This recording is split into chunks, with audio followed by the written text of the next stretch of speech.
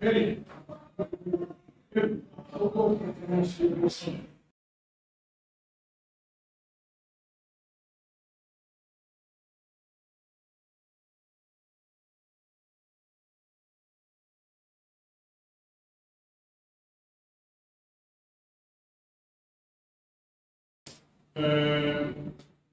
Press Conference of the first week of the Qualifiers.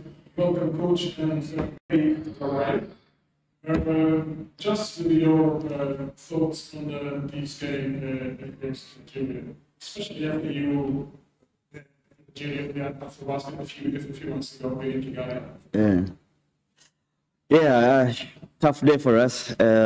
Well, short everything. Our effort from the beginning. I thought, that just gave a lot of confidence to Nigeria. If you look at the stats now, we're very, very short everything. The field goal percentage well. We didn't shoot the ball well. We didn't shoot the ball well. And I think, the effort from the players was low. So I think that, played a very part us, playing the way we did. Yeah. What exactly went wrong with the team to get it today? Did you? I think everyone was in the same situation. We could say it's fatigue. Everybody had to play 3 games, but I think for us it was just the lack of effort from start to finish for sure. We didn't execute the scouting report. It's a lot of things that just wasn't the type of basketball that we play, and playing from behind against a team like that is just really hard to come back. So it was just really tough. Absolutely. Being in a situation that you as a team have been before you made it to Benguela, what do you make of going back home with 1 and 2?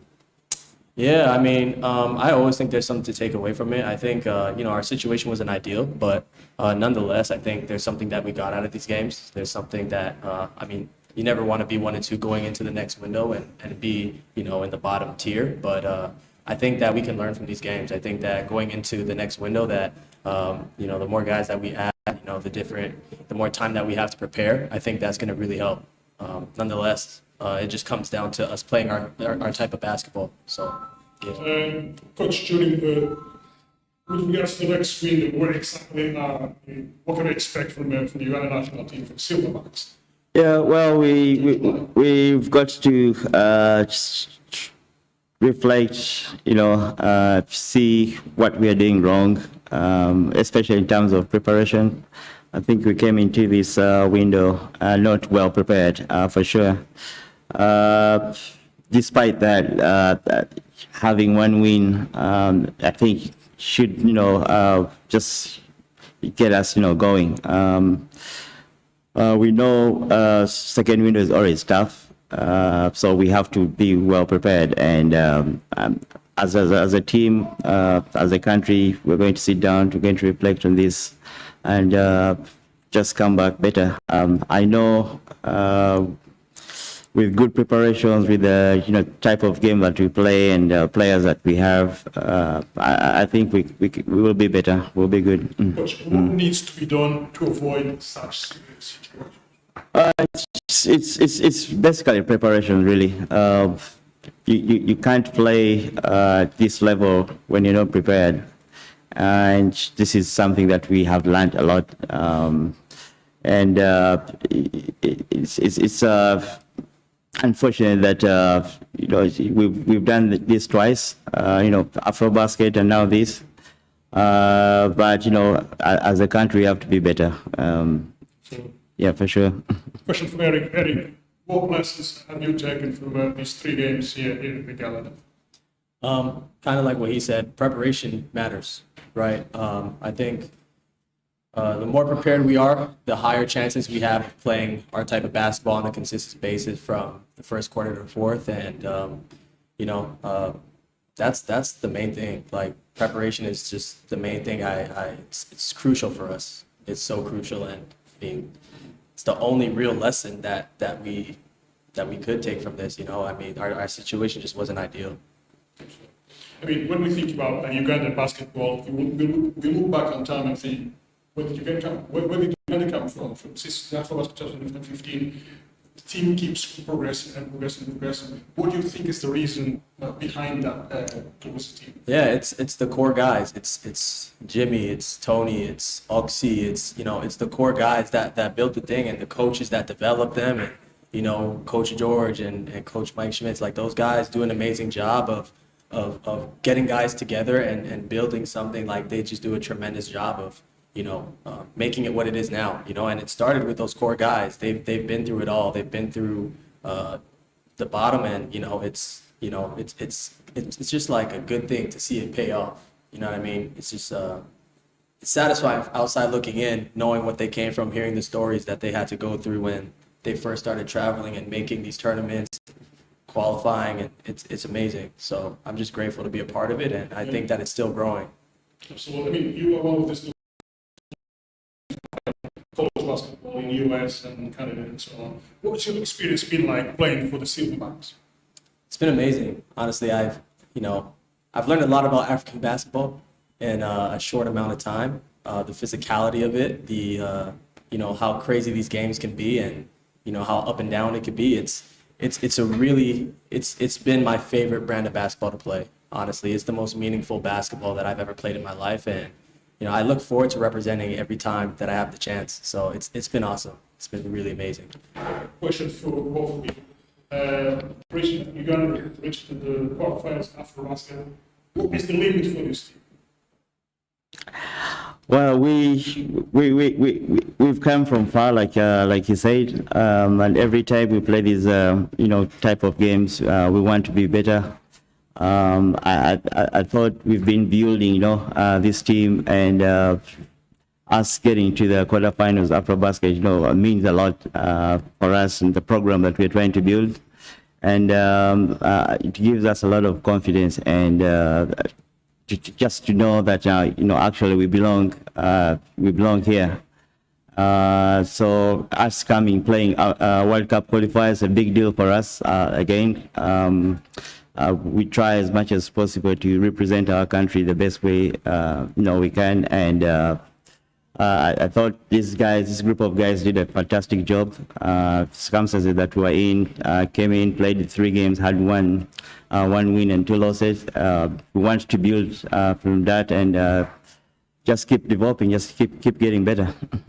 I don't think there's we really even know our limit, because we never really got a chance to prepare the way that I believe we should going into these tournaments. But man, like if you look at the talent level of guys that we have when they're available, from as young as 19, Arthur Kaluma, and his guys like Jimmy, from top to bottom, we have, so many guys that can, do so much for us. And when we have even a little bit of time, you see the damage we could do, just like we did at Afrobasket. But I think when we have proper preparation, we can actually see if there is a limit. But right now, as of right now, you just never know until we get that chance. Absolutely. Is there anything else that you wanted to talk about this press conference, Coach? No. I'm good. Okay. All right. Thank you. All right. Thank you.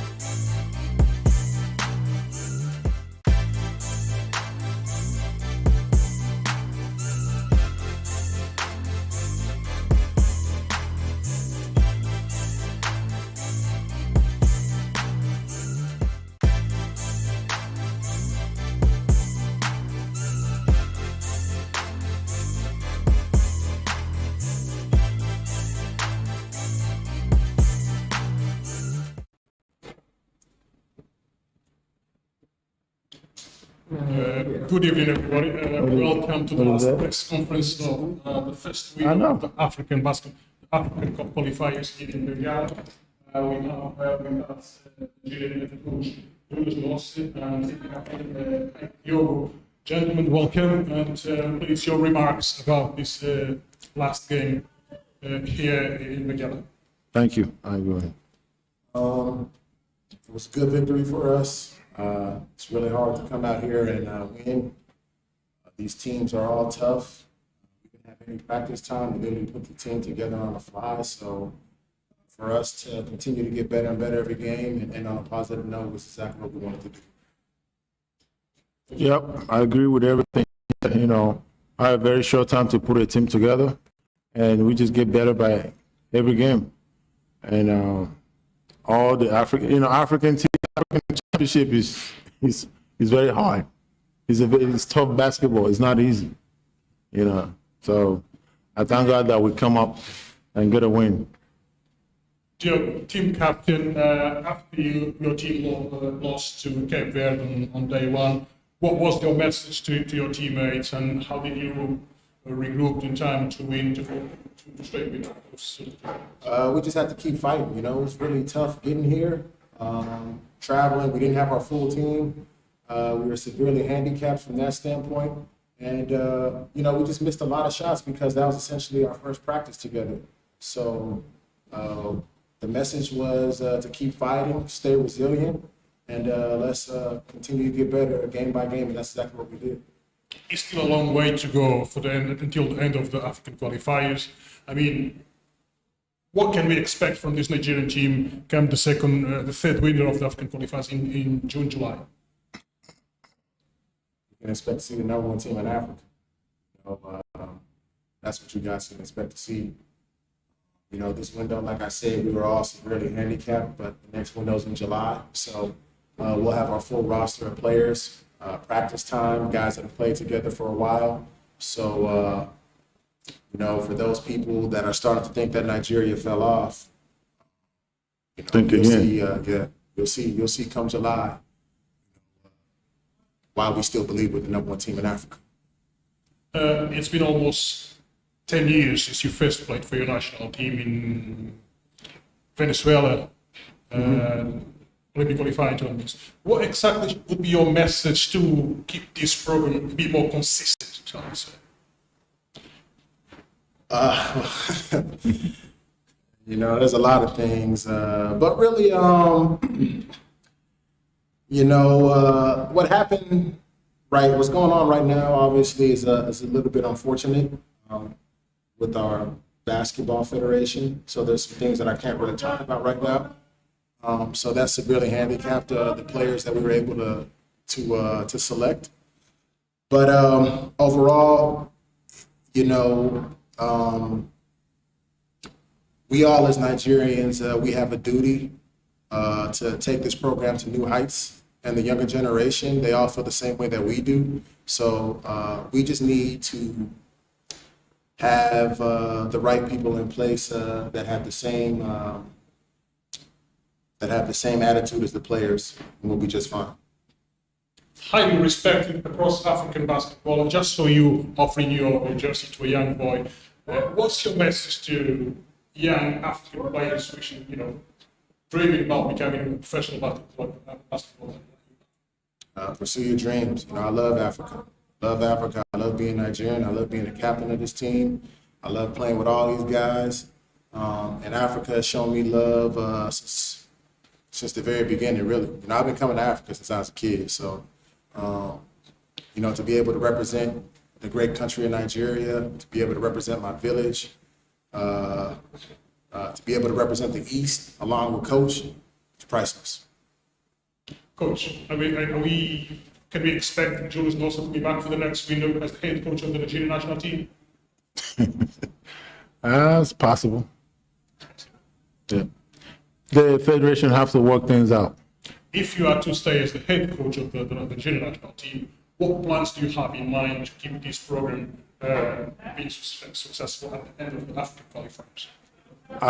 I just continue where they stop, you know, and put some additional stuff into it, and then keep encouraging the guys. You know, I'm still like a player, so me and them, we joke around, we play around, and you know, I have them, you know, not, I keep them calm, you know, and relaxed and play their game, you know, and like this short period that we were here, you know, I let everybody know that the only way we can win is to go into through our leader.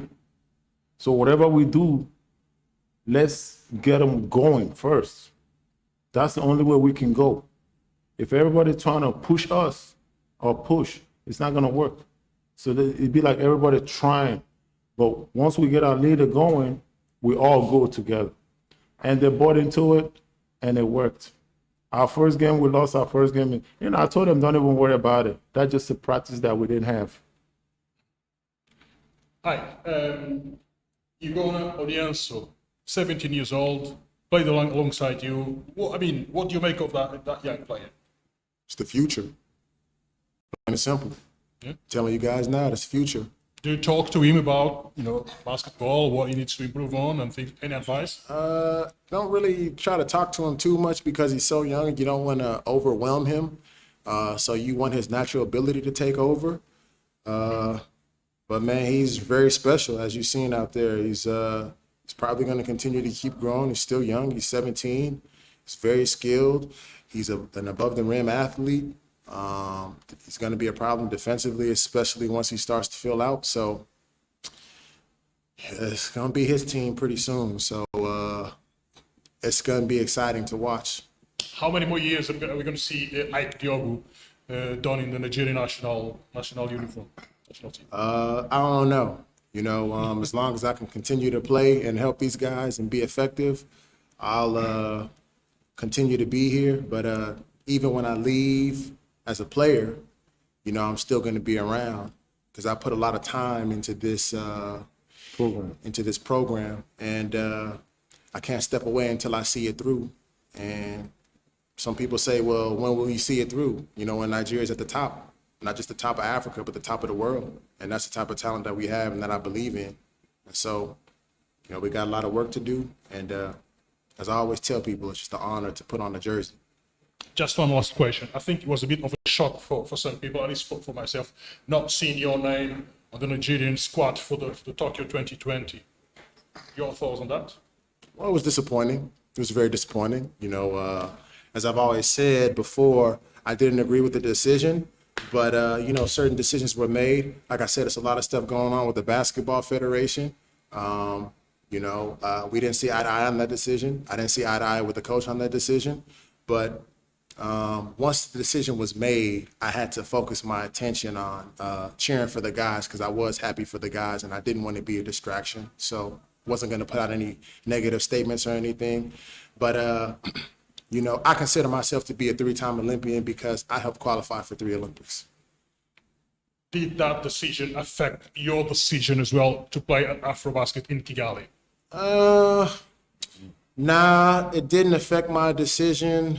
You know, at the end of the day, you know, I'm still a professional basketball player. So once that was, once the decision was made that I wasn't going to go to Tokyo, then I have to start thinking about my regular season. So I signed, and I was in Mexico preparing for my season. So I wasn't able to, you know, the team didn't want me to go all the way from Mexico, fly to Africa. So that's what happened. Okay. Is there anything else that you'd like to talk in this press conference before we finish? Any message? No. If not, we'll conclude this press conference. Gentlemen, thanks very much for coming. Thank you.